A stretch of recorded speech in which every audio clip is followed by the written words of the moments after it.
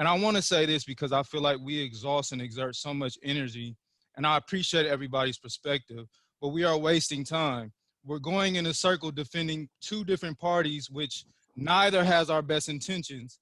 We have over 400 and 500 years of history that shows neither party has done anything for Black people. We should be focusing on being what I feel like Cube is saying. We need to be more self-efficient, self-reliant, self-dependent. We don't need either party. They both have the same agenda, which is our destruction. Fresh killer.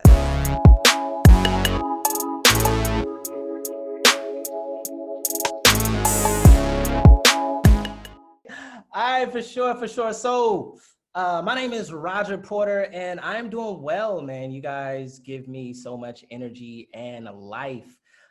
So good to share this virtual space with you. Let's get into it, shall we? So on October 13th, Donald Trump spokesman Katrina Pearson tweeted, "Shout out Ice Cube for his willingness to step up and work with real Donald Trump administration to help develop the Platinum Plan. Leaders gonna lead, haters gonna hate. Thank you for leading," thus setting off a massive controversy on Black Twitter, many calling Cube a sellout and demanding he be canceled. Danny Morrison Media tweeted, "My hip hop hero Ice Cube is working with the dark side. I haven't felt this low since Kobe passed. Heartbreaking. Cube, I'm not sure you understand how much we value your voice. And when we see you jumping the shark, it kills us, especially in 2020. Cube responded, "Every side is the dark side for us in America. They're all the same until something changes for us. They all lie and they all cheat, but we can't afford not to negotiate with whoever is in power, or our condition in this country will never change. Our justice is bipartisan," which leads us to this conversation. I am sure you are here because you have opinions about the matter. I want to open it up with people's initial reaction when they found out that Ice Cube was meeting with Donald Trump. And I'll open up the floor with people's initial reaction. I was shocked, to hear it. So, but then when I was just initially shocked, is what I can say, okay, until I read through all the information and the facts. Okay. Why were you shocked, Coretta? Because pretty much the way that Ice Cube represents himself and the things that he said about Trump in the past. Mm-hmm. So that's pretty much why, because I felt like that he didn't like him, in other words. Okay. Okay, for sure. I would like to expand on what Coretta just said. Again, I was shocked a little bit too in the beginning, but then I thought about what Ice Cube was saying in the history and looking at the historical facts of, unfortunately, right, it's rather being, in bed with the devil, than the devil that you don't know. And at the end of the day, Ice Cube is for the plight of the Black community. And I just think the timing is a little bit off, because now it might be misconstrued to some supporters that, Cube is for Black. So I'm a little sketchy about the timing of the meeting, because it can be misconstrued, because the Trump administration can use we're for the Black community, even though we don't know they're not. But Ice Cube is trying to get something done, whether it be for Biden or for Trump, who's ever in power, whoever can sign that check. Because it's $500 billion on the table for the Black community. And so that's what they're trying to push. I think he's trying to push the issue and put it to the forefront, especially in the climate that we're in right now. And whoever's in power, unfortunately, Trump is in power to sign those executive orders, and to push that through the Senate, and because he thinks he's going to get the Black vote. And if he thinks that way, so, meeting with somebody and then voting and having your own beliefs is two different animals. Okay. Right. I did see Nicole shaking her head. No. Oh yeah, let's see what Nicole says. I'm just doing that, following the discussion. I don't have a horse in this race. I'm here to learn. I haven't actually. Okay, can I share? Yes, sir. I was shocked because of several things. One, Cuba has always presented himself as either street or at least a working class kind of guy. Okay. And this, and we all understood his thoughts about Trump. And I always figured a streetwise brother was smarter than that. And the reason why I'm saying that is because, you know, the natives or the indigenous people tried to have a good faith conversation with the folks that was, the white folks that was coming in taking over, and it didn't go anywhere. So the idea that he believes that he can have a good faith conversation with an out and out racist, that he believes that he's going to be able to convince this guy who has basically said in public what his thoughts are and intimidation and so forth. So for him not to understand that, wait a minute, why am I trying to negotiate with somebody who I know hates me and honestly believe that I'm going to get a positive return on this conversation? That's the part that shocked me the most. Well, I was thinking that he didn't say that he was necessarily going to get a positive return. He said that he don't really trust either party. He thinks that they're liars.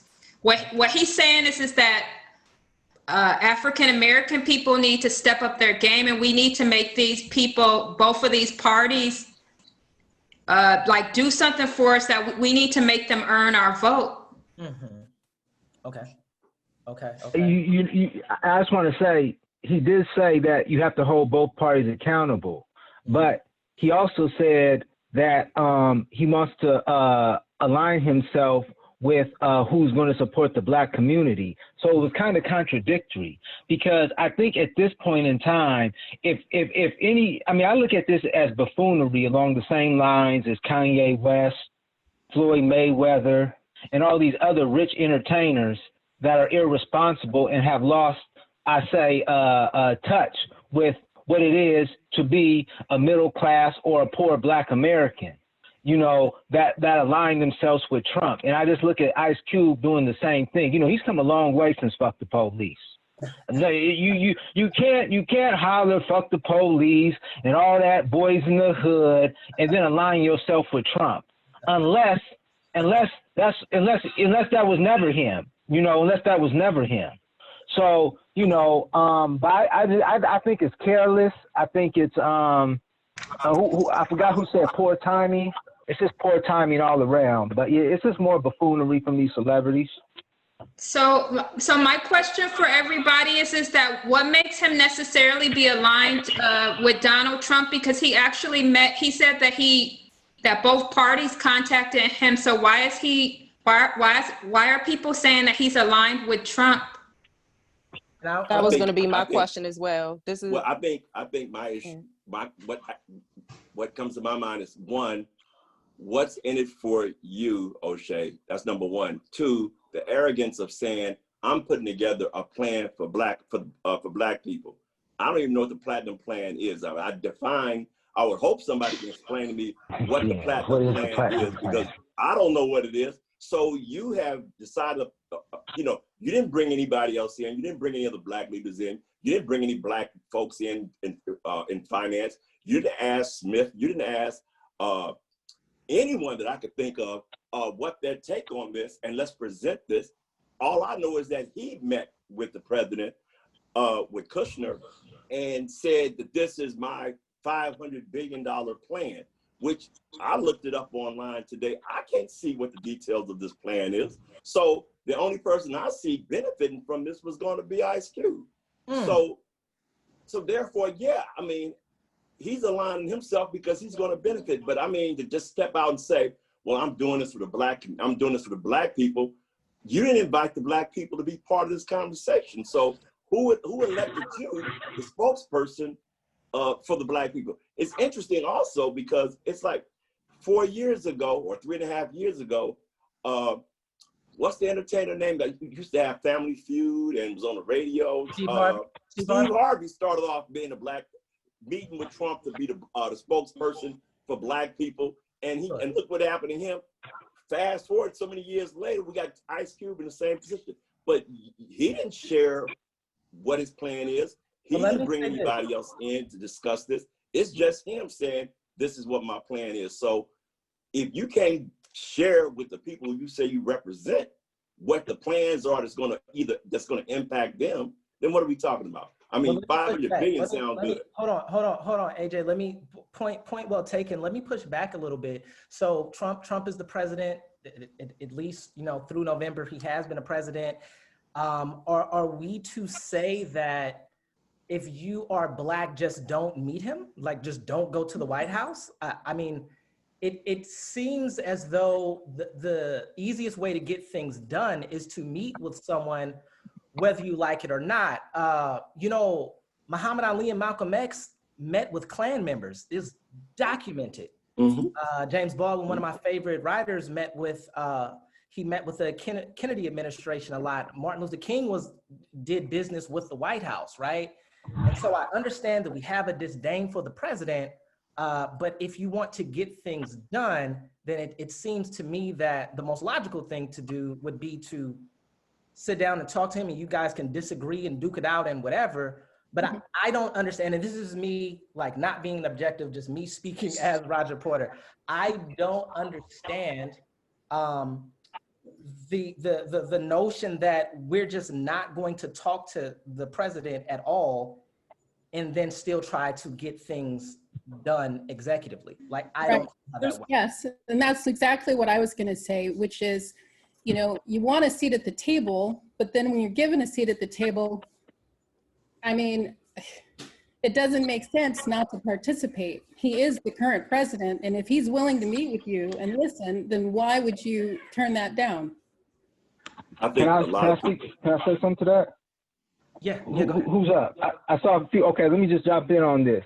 Okay, so this is the thing. When you bring James Baldwin, Malcolm X, Muhammad Ali, and all these other political figures in it, they've already established a clear and decisive message, and I've already spoke to the plight of Black people.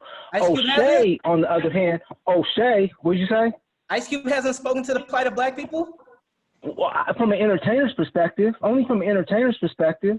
He's I mean, I haven't seen him make I haven't seen him make. Okay, I'm from. Okay, hold on. Okay, before I say that. Order in the court. Before I say that. Oh, what grassroots movement has he stepped to in the community? I've never heard of it. Why are we minimizing his impact? Why are we minimizing his impact? Because he's an entertainer. I'm not minimizing his impact. What I'm saying is this. Hold on, let me just finish my point real quick.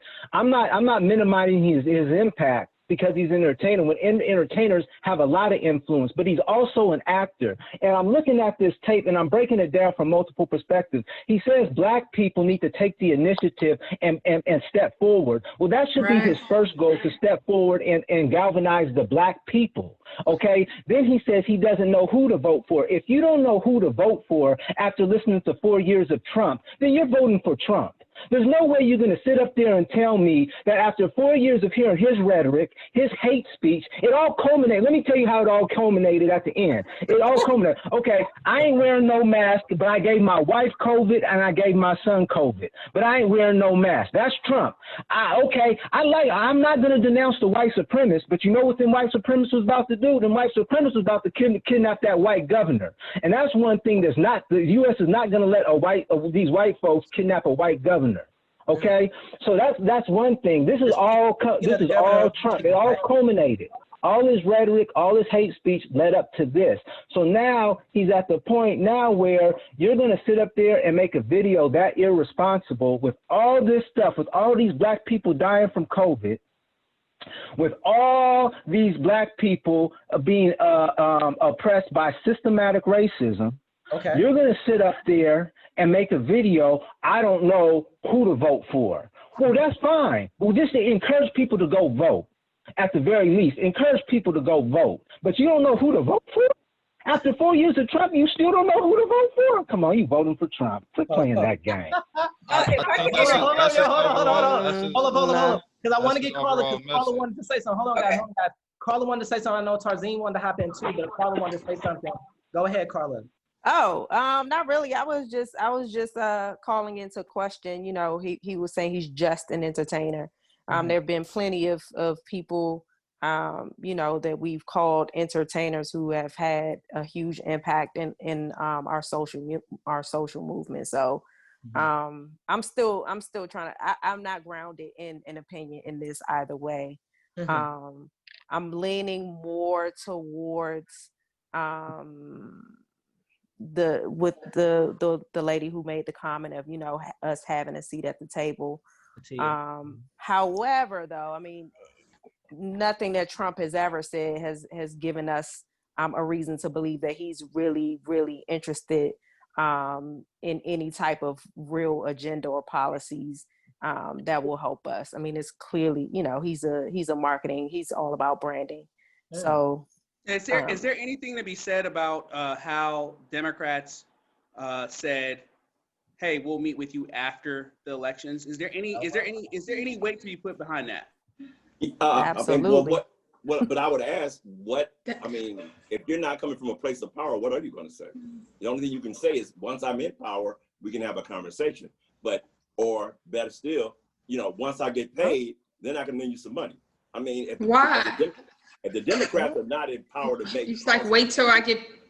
That's the problem with Black folks' loyalty to the Democrats. But let me ask you a question. Hold on, wait. Hold on, Carla. Tell us about the problem with Black people's loyalty to Democrats. Once we get in power, I mean, they haven't earned our vote. I mean, what truly is voting for them? What's been done? What is going to be done? That's what Ice Cube is saying. Promise. Once we get in, just wait until we get in. Just wait until we get in power. No, time out for that. The Affordable I think Care that's Act, a very good, valid point, which is we've, you know, been voting Democrat. A lot of Black folks have been voting Democrats. To what end?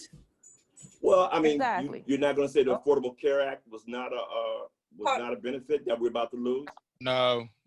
Hold on, just a minute. Wait. I just want to interject for a minute. So historically, Democrats, I think I forgot the year. I need to look up, Google the year. Before, actually, Black people were Republican, and when it was switched to bipartisan and switching over to liberal, then it went to Democrat. So we have two parties, and it's about the agenda of the party, not so much of and what they stand for.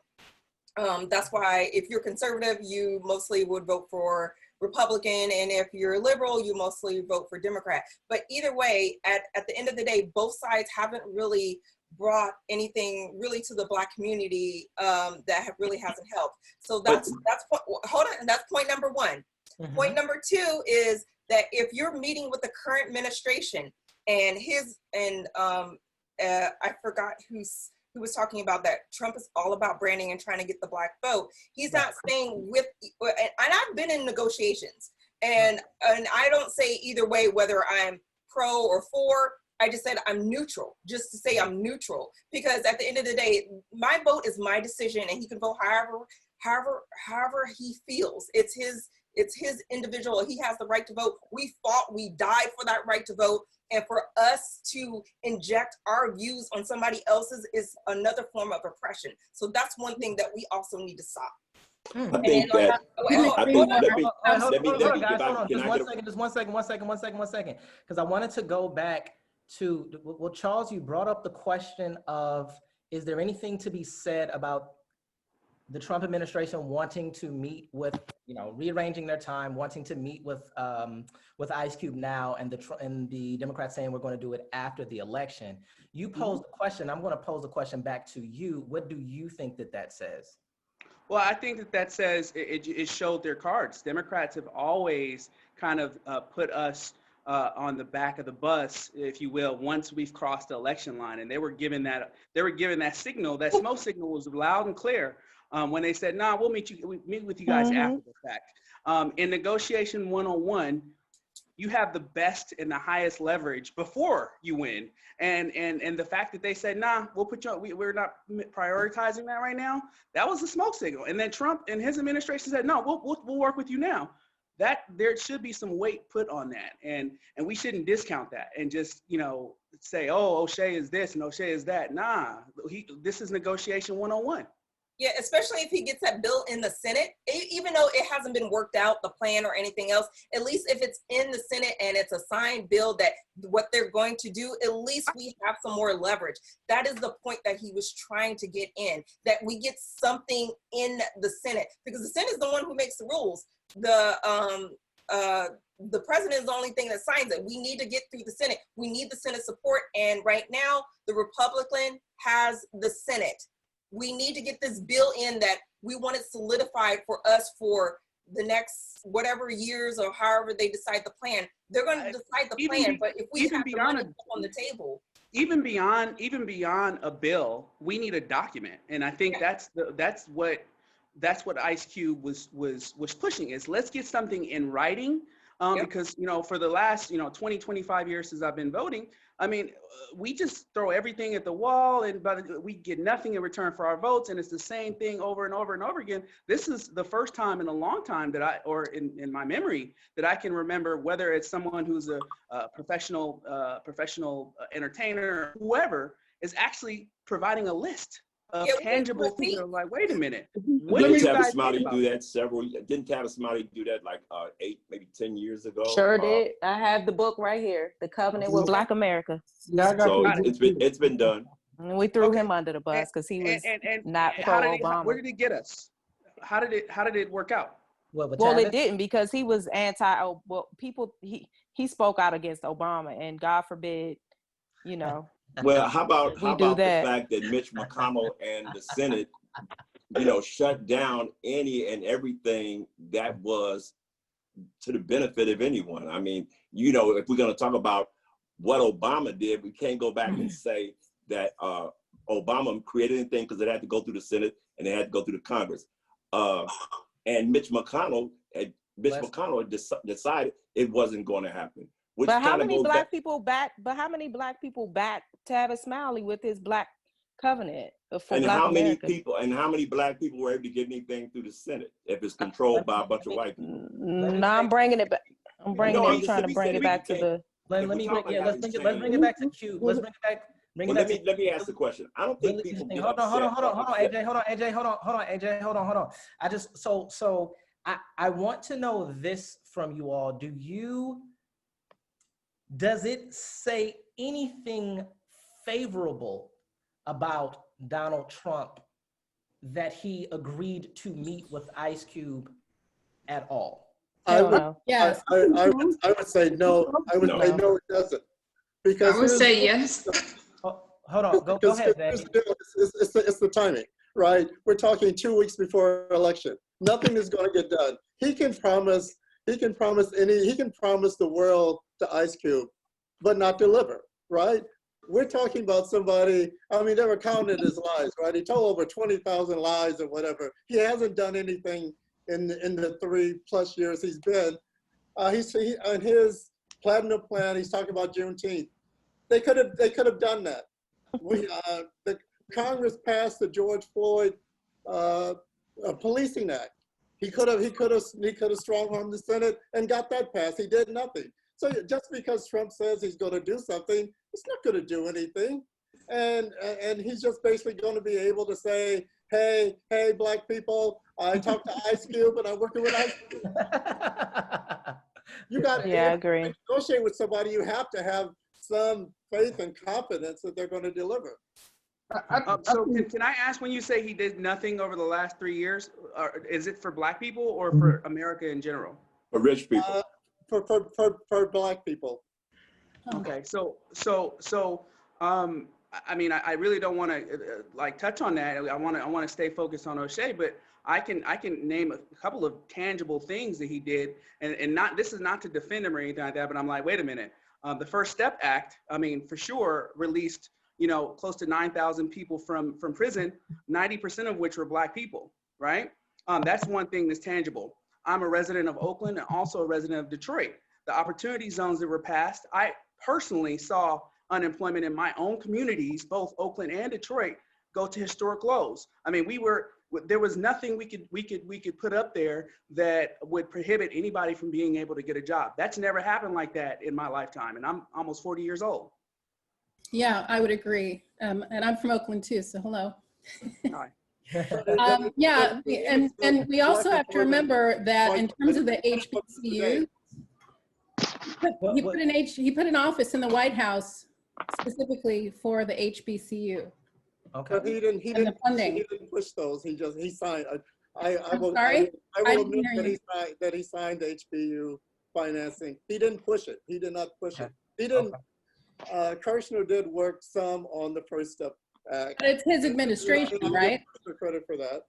Okay. Yeah, that's his hasn't kept any administration. of the promises that he made to HBCUs. I mean, that's just come out, you know, you can meet with anybody, but if you're not operating in good faith, it doesn't really matter. Well, didn't he make the permanent fund? Didn't he make the funding permanent? Yes. For HBCUs? Yes. Preventing them from having to come every administration every year and beg for money. He made it permanent. And I guess my point was to bring it back to O'Shea is a lot of people make these comments. And then he makes it impossible for them to get federal funding. A lot of people make these comments and he did nothing. And this is no shade to anyone, but I'm like, wait a minute. If you're reading the stories and actually doing your research, there's actual tangible items, kind of like the tangible items that O'Shea talked about in what he has going on. They're actual tangible things that like you can't sit here and tell me nothing happened for the last 3 years. All right. Crickets. Yeah, but I would push back and say, why hasn't he his so-called platinum plan? Why hasn't he done that in the 3+ years? Or can we also talk about the intersectionality of environmental deregulation and how that's going to have disproportionate impacts on community of color, now African American communities as he deregulates everything? You know, he may quote free 9,000 Black people, but if our communities are toxified, I think we have to have a much wider lens and a much bigger ask or expectation than small carve outs for HBCUs or, you know, a few thousand people being allowed to have early parole. I just wish we would put the same magnifying glass that we're putting on this administration as we would on the incoming or the potentially incoming administration of Biden. Like which one is it? Like right now he released over 9,000 Black people from prison, and you're saying that's a carve out. Okay, if we're gonna how many millions of people disproportionately are, it is a small carve out if you think about how many people are incarcerated and how many we should round it down. So we should round it down to 0. If you think about all the Black people that have died as a result of COVID, yes. Yeah, but the issue with that is Biden is responsible for exactly. Here we go. Hold on, say it, Mike. I want to make sure the audio picked it up. What did you say? I didn't hear what you said. Say it again. The irony of what is being talked about is that it was Biden's 1994 crime bill that led to mass incarceration. Yeah. He is on video advocating for that, knowing well intended what that was going to mean for Black people. And I want to say this because I feel like we exhaust and exert so much energy, and I appreciate everybody's perspective, but we are wasting time. We're going in a circle defending 2 different parties, which neither has our best intentions. We have over 400 and 500 years of history that shows neither party has done anything for Black people. We should be focusing on being what I feel like Cube is saying. We need to be more self-efficient, self-reliant, self-dependent. We don't need either party. They both have the same agenda, which is our destruction. Again, the historical factual record of this speaks for itself. We just got out of the Obama administration. Before that, we had the Clinton administration. They both did far more harm than they did good. And how dare anybody to argue differently? Because again, the fact speaks for itself. So forgive me for my tone, but I get so agitated that we're going back and forth defending the devil. Lucifer. We have to get out of this cycle, but we got to get out of this cycle of choosing between the lesser evil.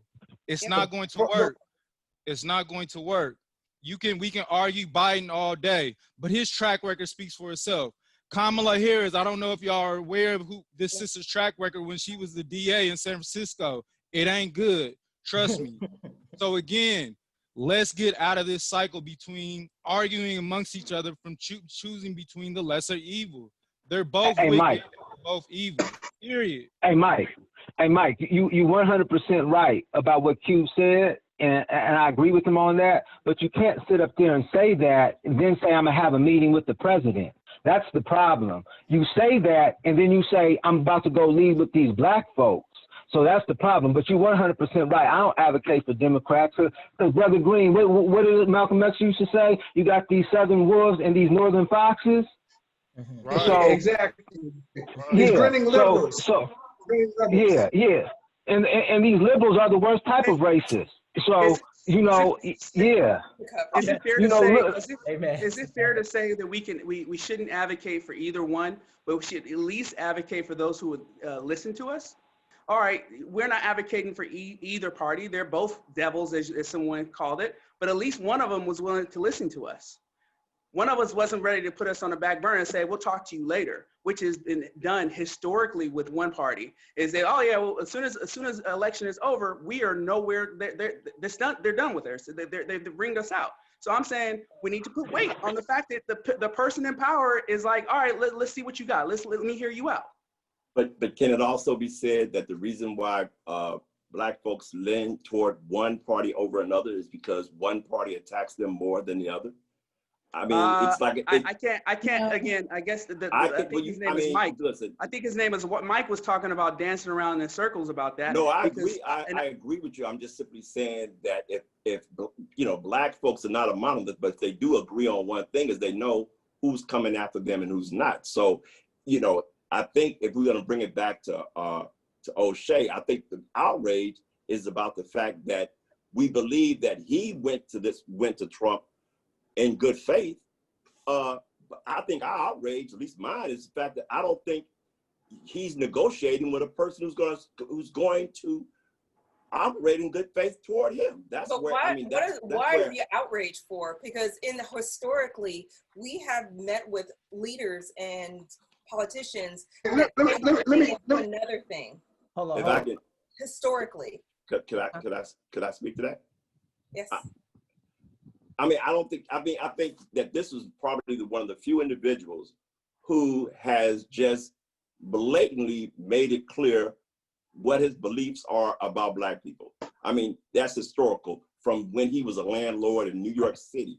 I mean, to him saying that they should have gave the death penalty to the Central Park Five, to the fact that when the Central Park Five were found not guilty, he said that yeah, they still should have been. They still should be. But I mean, let me finish. Let me finish. So I'm just simply saying that just the other day, you know, he basically was telling, I mean, the white supremacists to be ready and to intimidate.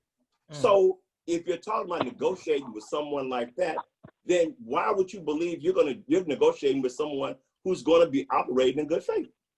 Okay. Well, you know, they say peace in the Middle East. They say peace in the Middle East, and for you to say that just because one person or one group has this position, they shouldn't talk to the other side. If you expect Israel and Palestine to at some point make peace, look, we can talk to our enemies if that's how you look at it. And we're only fooling ourselves if we feel that because you don't F with somebody or F with one side, you shouldn't talk to them. That's going to keep us where we've been. And again, one party has his ear to us and was willing to invite us in and listen to us, and the other one put us back. That's huge. Hold on for just 1 second. The brother Terrance was trying to chime in. You were trying to say something, Terrance. We haven't heard from you yet. Yeah, can you hear me? Yes, sir. We can hear you. So going back to O'Shea Jackson. Now I've been down with Q since '88, '89, and so and you go back. I go way back with Q, and you know.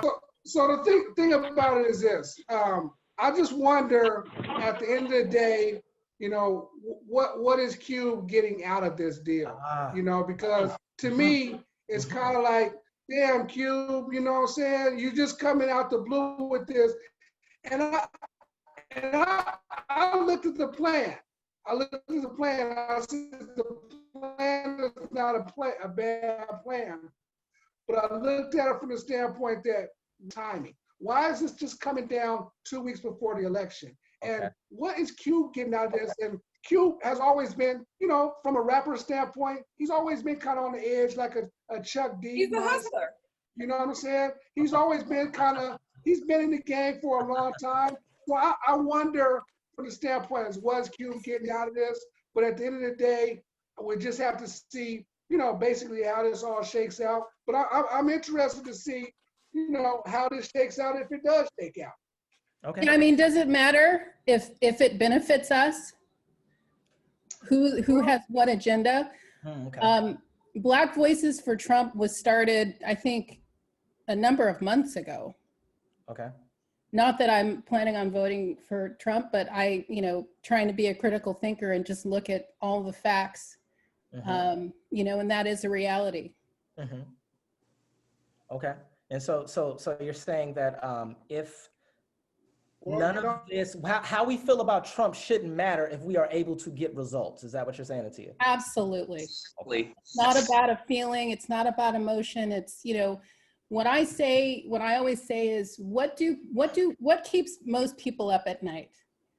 They want to be able to have a job, to take care of their families and put food on the table, regardless of which party is in power.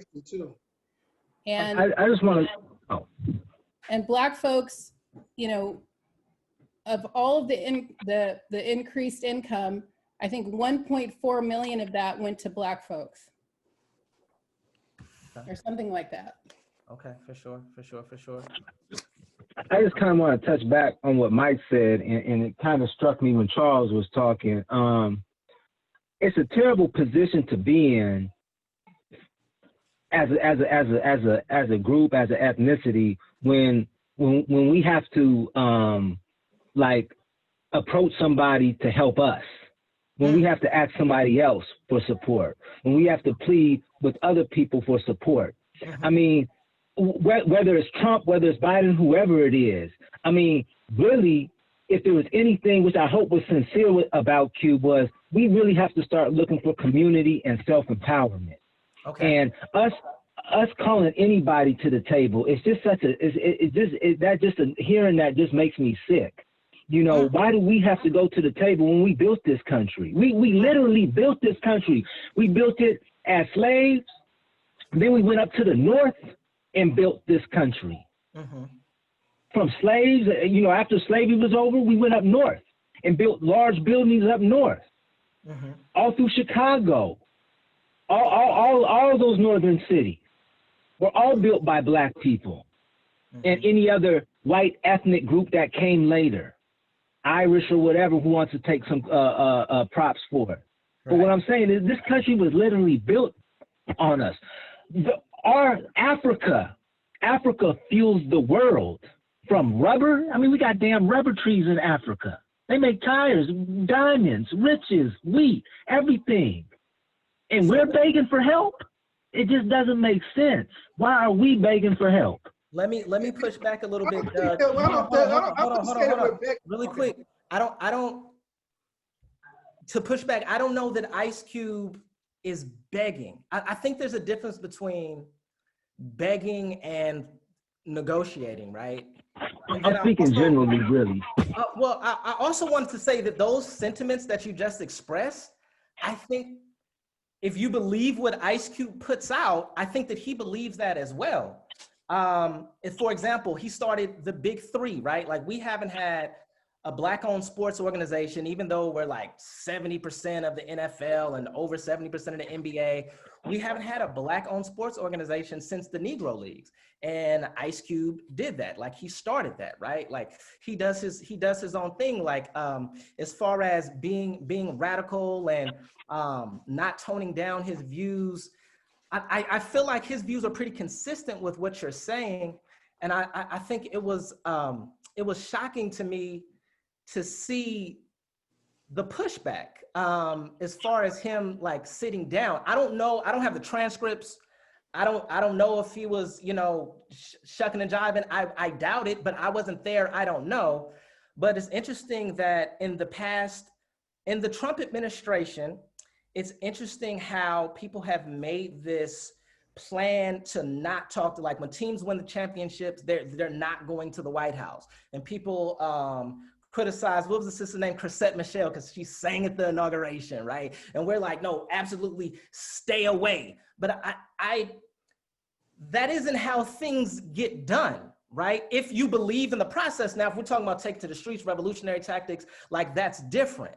But if you're talking about working with the person in power, like, that if not Ice Cube, then who? Like he's going to he have to talk to some black person, right? Like somebody is going to have to come talk to him on our behalf. Like that's how all 13% of us aren't going to go to the White House. Farrakhan. Oh, You know what though? I want to bring up about the economics and going on what Brother Doug was saying. The thing is this: if we don't have economics and we don't have money within our communities, then how are we going to ever have some semblance of being able to have a Black Wall Street or having more Black-owned businesses? So I'm not saying that, you know, the 500 billion or whatever, because once the money comes, right, we have to be sharp with the money anyways. But I'm saying economics, if we don't have solid economics and we don't have money within the community, it's going to be hard for us to develop or do what it is that we want to do as far as building Black businesses. So we have to have some starting point, whether it's only if I get 50,000, then I need to take that 50,000 and go to Roger and say, Roger, here's your 50. Doug, here's your 50. We got 150. Let's build something, whether it came from Trump or whether it came from Biden. So I think we got to look at it from the standpoint, is if some money does come down the pipeline, what are we going to do with the money? You know what I'm saying? We have to be more stewards and be smarter with the money. I mean, you see all kind of schemes that people have been running the last 6 months with this EDD, people getting rich all over the country, Black folks getting rich. What they doing with their money? So we got to look at it from the standpoint of what are we doing with, if we get this plan, if it comes down, what are we going to do? Can I ask you can I ask everybody a quick question regarding the Platinum Plan or the contract with Black America? Can you guys tell me, can anybody who is opposed to Ice Cube and what he's doing, can you guys tell me in the top 3 in no particular order what you disliked about the plan? Well, one thing, it was mentioned, the 500 billion. The 500 billion is not a set aside for Black people. It's basically an infrastructure plan, and what Trump is saying in the Platinum Plan, that we would be able to get a piece of that. He's not guaranteeing any percentage of that. It's just a set number. So Ice Cube should have asked for more. So that's one. The other thing is, there isn't. I mean, things like in his plan, he has like make Juneteenth a holiday. That's already in the Senate. Rob Johnson, Senator of Wisconsin, is blocking that. So there's not a whole lot of really meat in the plans. I'm saying it would be different if he was saying that I'm setting aside $200 billion for African American or minority communities. But no, he's just basically saying it's a basic infrastructure plan and no guarantees as to who gets a part of that. He's already, in his own administration, he's cutting programs in terms of diversity and inclusion and all that kind of training. So, okay. Well, did the Biden camp come up with a bigger number, a smaller number, or no number? Biden actually, he has a plan. It's called the Lift Every Voice plan, and in his plan, he actually has. I don't know off the top of my head the numbers, but he has a specific plan to increase Black home ownership, not minority or people of color home ownership, but Black ownership. There's some other pieces in there in terms of education and some other. So regurgitating what you said.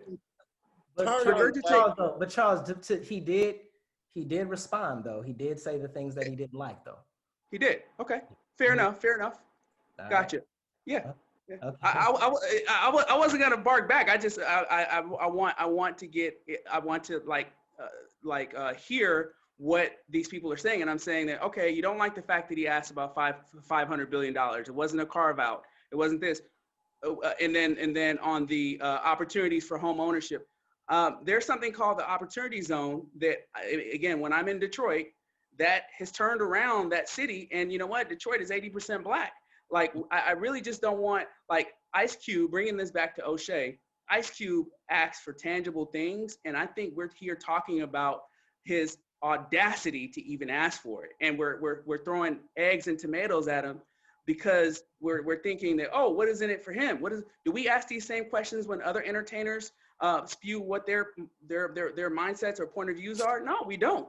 So I don't think it's the audacity. I don't think it's about his audacity. I think it's the fact that that you are negotiating with a person who is not going to operate in good faith. I think that is where the outrage. I don't think Ice Cube went to this guy with bad intentions. I don't believe that. You know, I just simply believe that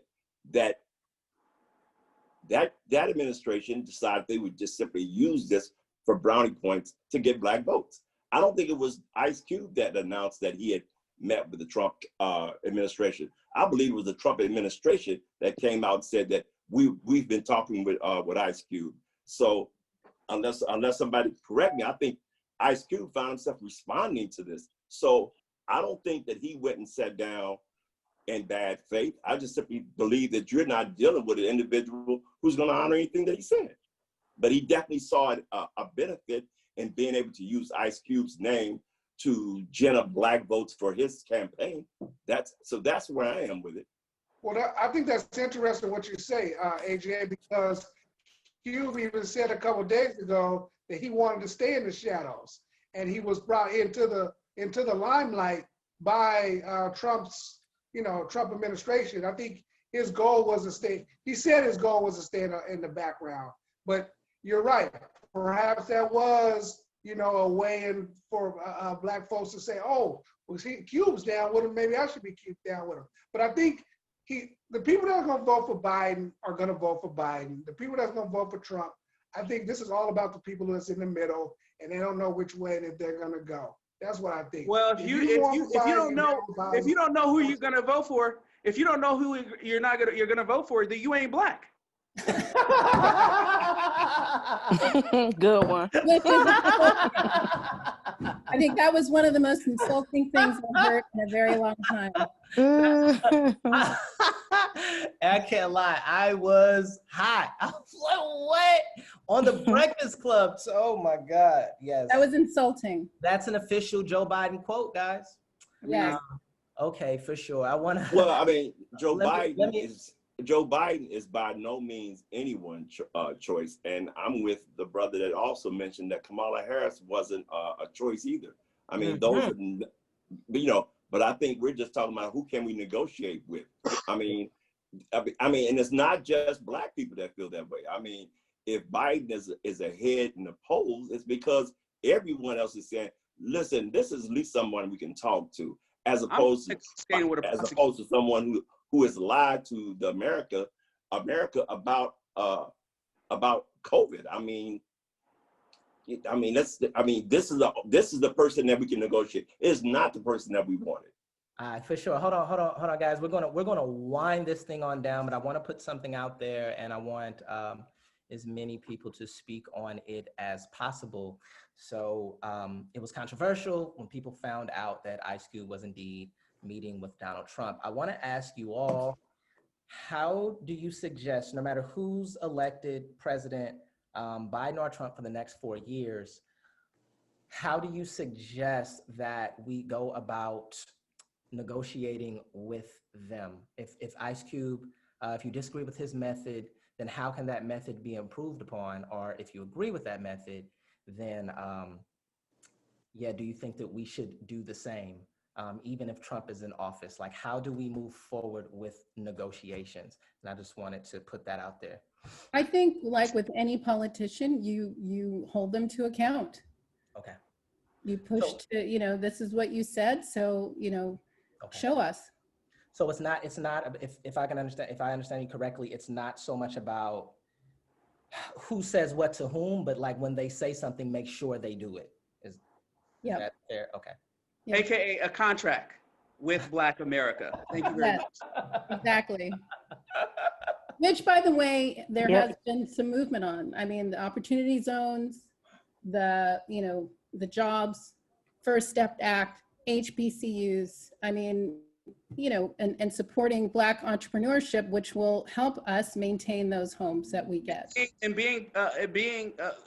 enforcing immigration laws, which historically impact Black people. I mean, that's also something that I don't hear a lot of people in our circles talking about, but the reality is, guess what? When you need your lawn care done, you're not going to call, you know, you're going to call somebody who's likely not going to be here because they're willing to do the job better at a lower price. So immigration, you know, also impacts our community more so than any other community out there too. I think Black people are going to have to talk to Black people.